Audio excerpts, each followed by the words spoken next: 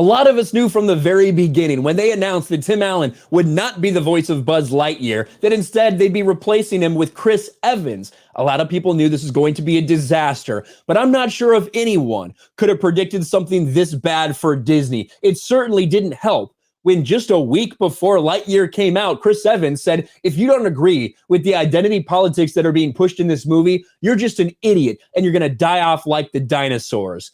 Well, what has that led to? It led to an opening box office that was a disappointment, a second week drop off that was horrendous, and now a third week when they're not even relevant in this list. And ultimately, a movie that's geared towards the same exact fan base, the same exact age group and demographics as Lightyear was, has completely and totally dominated it in the box office. There are no excuses left for Disney. There are no excuses left for Lightyear because Minions Rise of Gru came out this weekend and has demolished them. In fact, as they point out here on Breitbart, non-woke Minions grosses more in 3 days than the Lightyear movie has in 3 weeks. And that is not a fucking exaggeration. That is the truth. As we look and we can see, the number one movie at the box office is Minions. Over the 3 days, including the Thursday previews, Minions grosses $108 million domestically.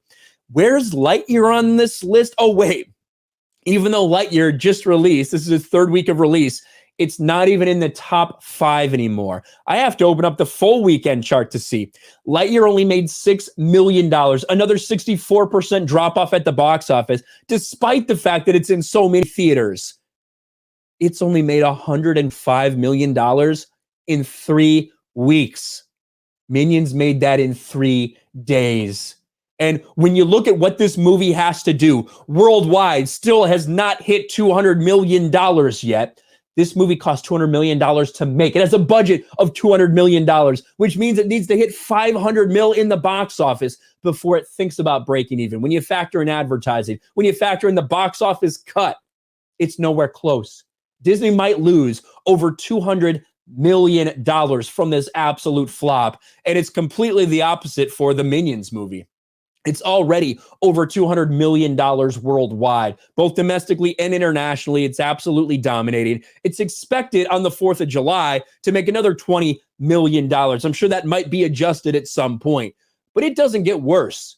If you're working at Disney, if you worked on this project, if you're Chris Evans, if you're any of the people that were associated with the decisions in this film, they got bullied into including a same-sex relationship by activists within Disney. And then, even though they cut a same-sex kiss after the Don't Say Gay bill, which is really the parental rights and education bill, they got bullied once again by LGBTQ activists within their own ranks to insert it back into the movie to appease people.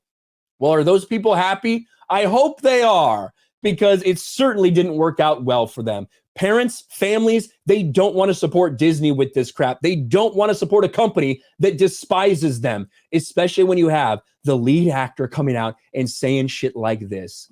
Disney, you get what you fucking deserve. We have been telling you this. We have been warning you. If you continue to pander to this fan base, it will not work out well for you. Get woke, go broke. That certainly seems to be what's happening with Lightyear.